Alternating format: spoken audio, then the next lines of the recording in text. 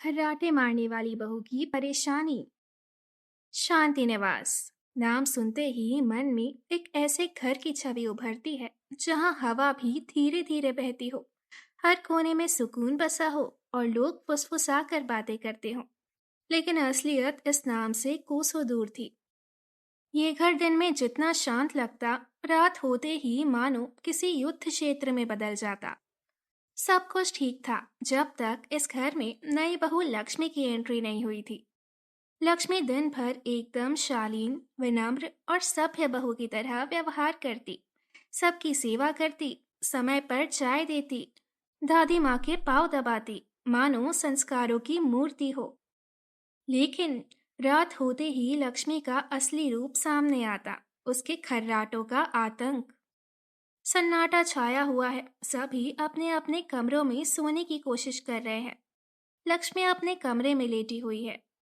हे नारायण, सबको अच्छी नींद देना। और फिर आंखें बंद करते ही पहला खर्राटा।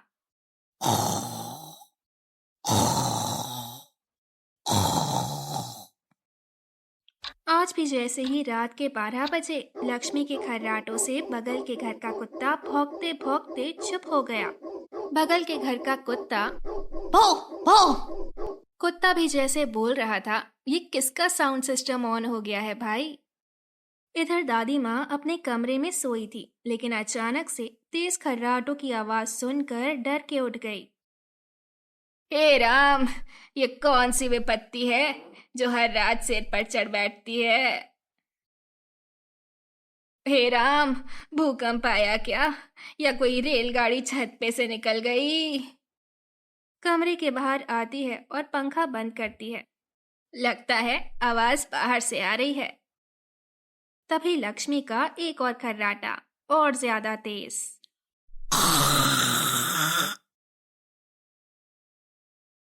अरे बाप रे, ये तो कोई राक्षसी शोर है। कहीं भूत प्रेत तो नहीं आ गया शांति निवास में। इतने में लक्ष्मी की ननद गीता आंखें मलते हुए आती है और झल्ला कर कहती है, दादी जी, विपत्ति नहीं, ये आपकी लक्ष्मी बहू के खर्राटे हैं जो सबकी नींद खा जाते हैं। लक्ष्मी, वो तो दिन में बड़ी सीधी साधी लगती है, ये आवाज उसी के अंदर से आती है।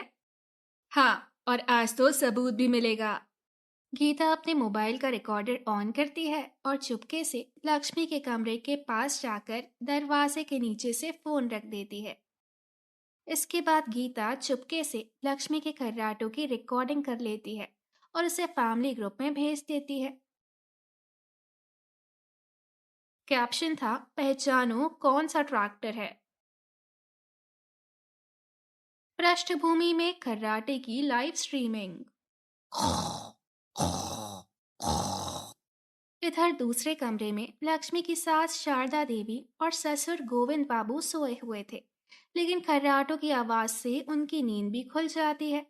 हे राम, ये बहू है या भूत या भोपू, रोज रात मेरी आत्मा तक कांप जाती है।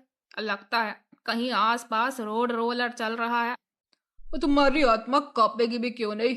वो ऐसा लग रहा है जैसे बहू के फेफड़ों की जगह टर्बो इंजन फिट कर दिया हो। अब मुझे तो लगा कोई हेलीकॉप्टर लैंड कर रहा है छत पर। वो अब समझ नहीं आ रहा कि घर में बहू आई है या भूकंप का सेंटर। सुबह से पूजा पाठ करके शांति मांगी थी और रात में लक्ष्मी बहू ने सब शांति भगा दी। इधर कमरे में लक्ष्मी का पति सुरेश भी परेशान है और बार बार करवटें बदलकर सोने की कोशिश कर रहा है। हे भगवान, ये तो हद ही हो गई। लगता है मेरी किस्मत में अब नींद नहीं, बस खर्राटा सुनने लिखा है। लक्ष्मी करवट बदलती है, खर्राटे की दिशा बदल जाती है, पर आवाज कम नहीं होती।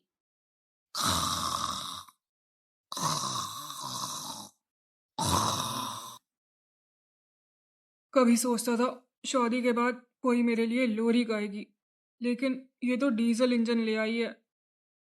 दादी माँ अब लक्ष्मी के खर्राटों से हार मान चुकी थी, इसीलिए धीरे तकिए के अंदर से कपास निकाला और अपने कानों में ठूस लिया। फिर एक लंबी सांस लेकर बोली, हे राम, अब तो तेरी ही शरण है। दूसरी ओर गीता ने अपने फोन से म्यूजिक प्लेलिस्ट चलाया और हेडफोन कानों में डाल लिए। उधर शारदा और गोविंद बाबू तकिए से कान दबाकर सोने की कोशिश करने लगे और सुरेश बेड पर बैठते हुए सोचता है। काश शादी से पहले लक्ष्मी का ये स्पेशल टैलेंट पता होता तो आज ये दिन देखना नहीं पड़ता। सुबह की रोशनी फैलने लगी थी और इसके साथ ही लक्ष्मी के खर्राटे भी रुक गए, जिसके बाद सभी घर वाले गहरी नींद में चले गए। लक्ष्मी आंखें मलते हुए उठी तो देखा कि सब लोग अभी तक सो रहे हैं। अजीब लोग हैं, कोई टाइम टेबल ही नहीं है इस घर में, कितनी देर तक सोते हैं। लक्ष्मी चाय पीते हुए अपना फोन स्क्रॉल करने लगती है।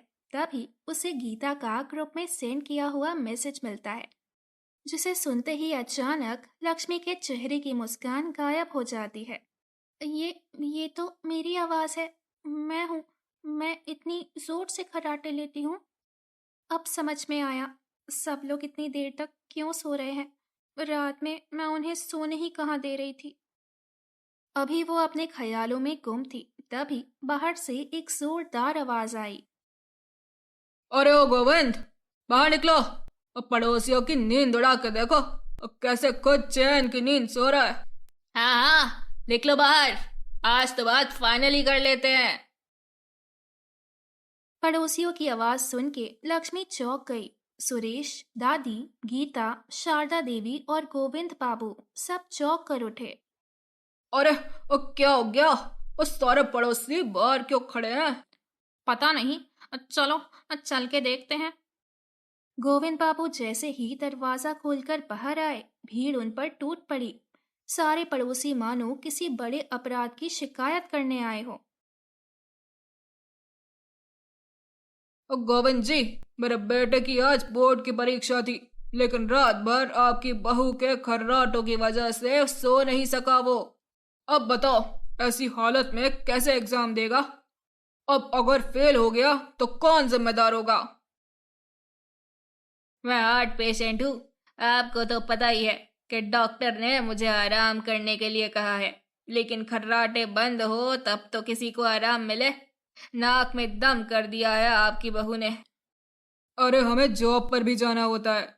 जो दिन भर काम कर रहा है उसे रात में नींद चाहिए या नहीं? भीड़ में हर कोई अपनी अपनी शिकायतें रख रहा था। ये सब सुन शारदा देवी का चेहरा शर्म से लाल हो गया। सुरेश चुपचाप पीछे खड़ा था और लक्ष्मी सहमी सहमी सबकी बातें सुन रही थी। तभी एक कड़क आवाज गूंजी। देखिए गोविंद जी, हम सब मोहल्ले वाले बहुत सहनशील हैं, लेकिन हर चीज की हद होती है। हाँ, अब बहुत हुआ। अगर आपकी बहू को सोते वक्त इंजन स्टार्ट करने की आदत है तो कहिए अपने मायके चली जाए। कम से कम हमें तो चैन की नींद मिले। और अगर नहीं गई तो हम खुद पुलिस में शिकायत करेंगे। पड़ोसी धमकी देकर जा चुके थे, लेकिन शारदा देवी जो अब तक चुप थी, उनका गुस्सा फूट पड़ा था। देख लिया लक्ष्मी, तुमने कैसे पूरे पड़ोसियों के नाक में दम कर रखा है। रात रात भर खर्राटे लेकर तुमने सबका जीना हराम कर दिया है। मुझे तो समझ ही नहीं आ रहा कि अब हम क्या करें। लक्ष्मी की आंखों से आंसू बहने लगते हैं। माँ जी, मैं। बस कर लक्ष्मी, अच्छा होगा कि अब तुम अपने मायके चली जाओ। तुम्हारी वजह से पहले ही हमारी खूब जग हंसाई हुई है, और अब हम थाने और कोर्ट कचहरी का चक्कर नहीं काटना चाहते। ये सुन के लक्ष्मी के मानो पैरों तले जमीन खिसक गई हो। जैसे ही कुछ बोलने के लिए आगे बढ़ी, तभी सुरेश ने बीच में आकर कहा। माँ, रुकिए। लक्ष्मी कहीं नहीं जाएगी। ये घर उसका भी है। ऐसे उसे मायके भेज देने से समस्या का हल नहीं निकलेगा। तुम क्या बोल रहे हो सुरेश? तुम्हें दिखता नहीं कि इसकी वजह से सबको कितनी समस्या हो रही है? माँ, मैं समझता हूँ, लेकिन मुझे लगता है कि सब कुछ ठीक हो जाएगा और इसके लिए लक्ष्मी को कहीं जाने की जरूरत नहीं। अब मुझे ऑफिस जाना है माँ। मुझे पूरा भरोसा है कि हम इस समस्या का हल निकाल लेंगे। आप धीरज रखिए। इसके बाद सुरेश बाहर निकल जाता है। शारदा देवी भी गुस्से में अपना पैर पटकते हुए वहां से चली जाती है। लेकिन लक्ष्मी वहीं खड़ी सोचती रहती है कि उसकी वजह से घर का माहौल कितना खराब हो गया है। धीरे धीरे रात हो जाती है, लेकिन घर में एक अजीब शांति है। सब लोग चुपचाप खाना खा के अपने कमरे में सोने चले जाते हैं। हालांकि सबको पता है कि लक्ष्मी के खर्राटों से उन्हें नींद कहाँ आने वाली है, लेकिन अब तो उन्हें इन सब चीजों की आदत हो गई है। फिलहाल सबसे बड़ी समस्या है पड़ोसी। अगर आज भी वो खर्राटा सुनते हैं तो कल पुलिस कंप्लेन कर देंगे और फिर सोसाइटी में हमारी क्या ही इज्जत बचेगी। शारदा देवी अपने बेड पर पड़ी इन्हीं ख्यालों में खोई थी। तभी उन्हें नींद आ जाती है। सुबह की पहली किरण के साथ सब लोग एक एक करके उठे और बहुत हैरान हुए कि आज खर्राटों की आवाज ही नहीं आई। इतने दिनों के बाद उन्होंने रात भर पूरी नींद ली थी और ये सब उन्हें बिल्कुल अनोखा लग रहा था। शारदा देवी, जो कल रात लक्ष्मी के खर्राटों से परेशान थी, वो सबसे पहले उठी और लक्ष्मी से पूछा, लक्ष्मी, आज तुम्हें कैसे खर्राटे नहीं आए? क्या हुआ? कल रात में सुरेश जी ने मेरे लिए एक नोज स्ट्रिप लाई थी। मैं वही पहन के सोई थी। मुझे लगता है कि उसी वजह से मुझे खर्राटे नहीं आए। ये सुनकर शारदा देवी और भी ज्यादा हैरान हुई। अरे वाह! और ये ख्याल पहले क्यों नहीं आया? बेकार में हम लोग इतना परेशान हो रहे थे। हाँ, वैसे माँ जी, इस नोज स्ट्रिप की जरूरत तो आपको भी है। आप भी धीरे धीरे खर्राटे लेने लगी हैं। क्या सच में? मुझे तो पता ही नहीं चला। ये सुनकर लक्ष्मी हंसने लगती है। लक्ष्मी के खर्राटों के कारण घर में जो भी तनाव था, अब वो समाप्त हो चुका था और इस तरह शांति निवास में फिर से शांति और सुख की बहार आ गई।